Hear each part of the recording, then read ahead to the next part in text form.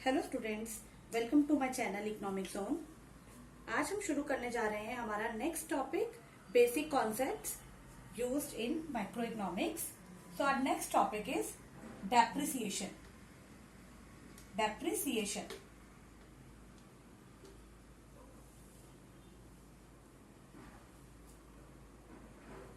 Now what is depreciation?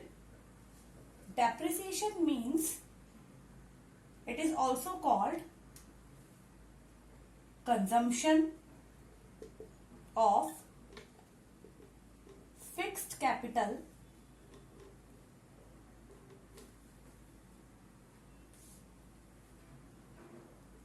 it refers to the value of fixed capital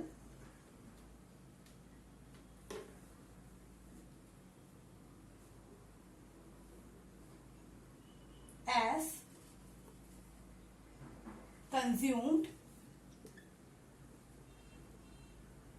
in the process of production. Done? इसमें तीन चीजें आ जाएंगी जिससे हमें डेफिनेशन क्लियर हो जाएंगी। Number one thing is normal wear and tier. Second one is normal rate of accidental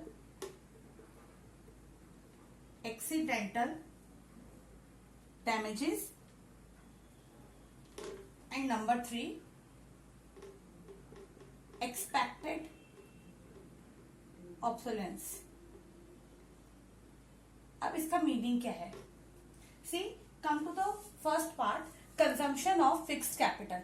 consumption of fixed capital means कि depreciation को हम कंजम्पशन ऑफ फिक्स्ड कैपिटल भी कह सकते हैं। In the calculation of national income you got the word this only that अगर आपको question में दिया होगा कंजम्पशन ऑफ फिक्स कैपिटल तो आपको वहां से क्लैरिटी खुद ही लेनी है कि वहां इसका मीनिंग है डेप्रिसिएशन।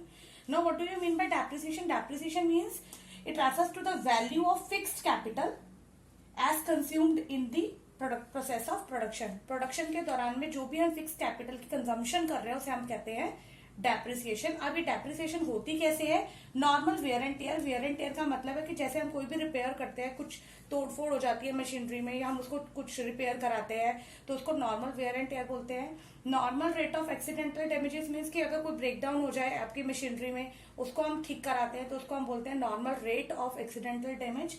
एंड एक्सपेक्टेड ऑब्सोलेंस का मीनिंग है कुछ पैसेज ऑफ टाइम के बाद जैसे भी आपकी चीज जो फिक्स कैपिटल है उसकी जो वैल्यू है वो कम होती चली जाती है, तो इस तरीके से हम उसको बोलते हैं डेप्रिसिएशन। तो डेप्रिसिएशन का एक लेमन लैंग्वेज में मीनिंग है कि हम कोई भी चीज परचेज करके लेकर आते हैं। फॉर एग्जांपल हमने एक परचेज की, मशीनरी परचेज की, या लेमन लैंग्वेज में फॉर एग्जांपल हमने एक टेबल परचेज किया। टेबल जब हम परचेज करके लेकर आए तो उसकी कॉस्ट अगर मान लो हमारे पास प्राइस थी 3,000, नॉट 30,000, 3,000 कॉस्ट थी। तो with the passage of time after 1 year और आफ्टर 2 ईयर, 1 ईयर के बाद उसकी कॉस्ट क्या हो जाएगी? कम हो जाएगी। Might be it comes to 2,000, after 2 year और कम हो जाएगी 1,000। इस तरीके से उसकी वैल्यू रिड्यूस होती जाएगी। तो reduce in the value of fix capital also known as depreciation. Now in economy or for any business, a company or an industry make one reserve fund which is known as depreciation reserve fund. Depreciation reserve fund एक reserve fund बनाते हैं जिसे हम depreciation fund बोलते हैं, reserve fund बोलते हैं। इसका मीनिंग क्या है? It is that fund which the producer keeps to cope up with depreciation losses in the process of production. Process of production. अब यहाँ पे इसका मीनिंग समझो कि डेप्रिसिएशन में बोला कि वैल्यू ऑफ एसेट जो है वो हमारी क्या होती है, कम होती चली जाती है. तो ऑब्वियस है it is a type of loss. तो एक किस्म का हमारे लिए लॉस हुआ कि हमारी जो भी फिक्स कैपिटल है उसकी वैल्यू जो है वो रिड्यूस होती चली जा रही है. तो ये डेप्रिसिएशन रिजर्व फंड भी हम स्टार्टिंग में ही मेंटेन कर लेते हैं. मींस हम कुछ फंड जो है एक जनरेट करना शुरू कर देते हैं कि इन केस हमारी किसी भी वैल्यू की depreciation, value of fix capital की डेप्रिसिएशन होना शुरू हो रही है तो ये फंड उसको हेल्प करेगा उसकी कोप अप करने के लिए. तो इसको हम बोलते हैं डेप्रिसिएशन रिजर्व फंड. तो in your book you have to learn only two things. One is depreciation and one is depreciation reserve fund. Now come to the next topic. Next topic is stock and flow. Stock and flow.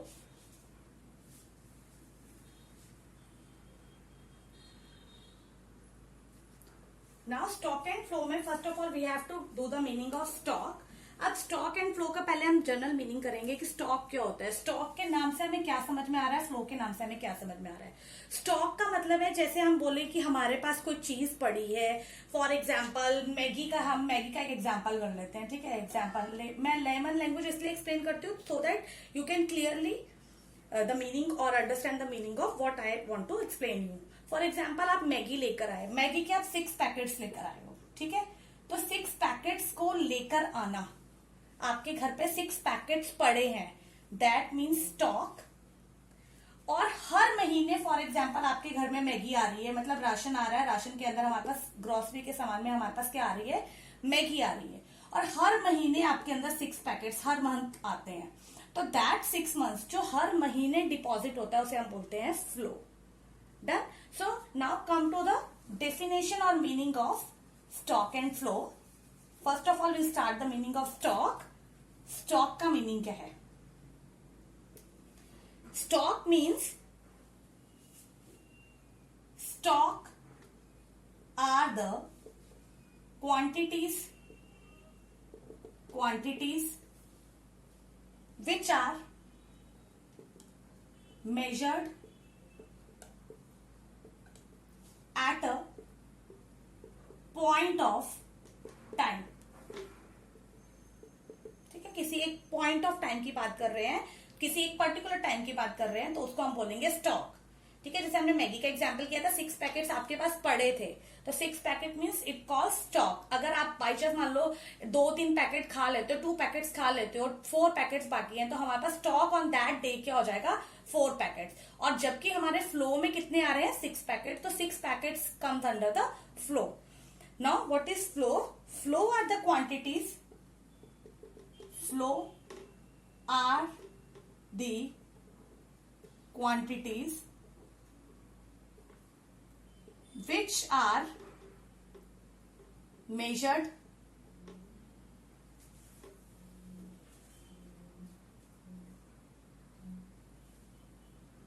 for a period or we can say that for a time period. Time period की बात करेंगे तो उसे हम बोलेंगे flow हो जाता है. अब जैसे इसमें मैं आपको एग्जांपल दे देती हूँ. फॉर एग्जांपल जैसे your bank balance is ₹10,000 on 1st April 2021. तो ये हम बात कर रहे हैं स्टॉक की. हमने एक particular time point of time की बात की है. और अगर हम फॉर एग्जांपल इसमें बात कर लेते हैं फ्लो में, तो फ्लो में हमारे पास एग्जांपल आ जाएगा योर इनकम पर मंथ. जो भी आपकी इनकम आ रही है पर मंथ बैंक अकाउंट में उसे हम बोलेंगे flow. So here is the meaning of stock and flow. अब यहाँ पर हम कुछ इसका डिफरेंस कर लेते हैं कि what are the difference between the stock and the flow. First हमने बात कर ली कि सबसे पहला इस पे डिफरेंस है point of time, time period और इसमें point of time. This is the first difference comes under the stock and flow. Second difference is like मैंने आपको एग्जांपल दिया कि 10,000 मेरी बैलेंस है और इनकम मान लो मेरी 30,000 है, तो 30,000 इज माई इनकम, तो 30,000 हर महीने जो आ रही है दैट इज मेरी क्या है, फ्लो है बैंक अकाउंट में। तो ये 10,000 और 30,000 का सेकेंड डिफरेंस हमारा हो गया। Third is stock is not time dimensional. Time dimensional नहीं होता है, जबकि फ्लो क्या है, टाइम डायमेंशनल होता है।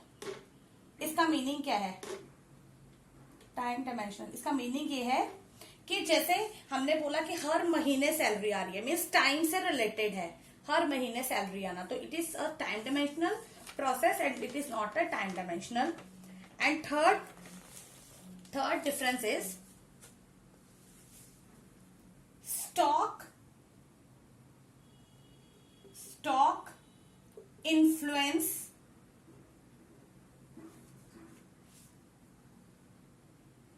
फ्लो। ठीक है, stock influence flow. For example, greater the stock,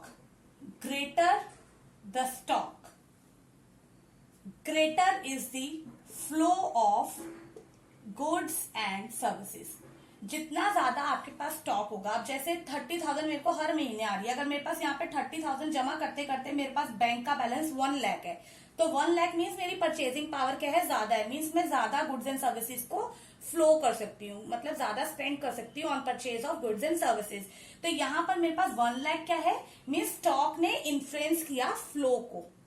और similarly on the second way, flow influences stock. अब फ्लो भी इन्फ्लुएंस करता है स्टॉक को, means both influence each other. For example, monthly increase in the supply of income leads to the same चीज कि अगर हमारे पास मंथली इनकम अगर हमारी बढ़ती है, मंथली मनी बढ़ती है, मनी सप्लाई बढ़ती है, तो it will lead to increase in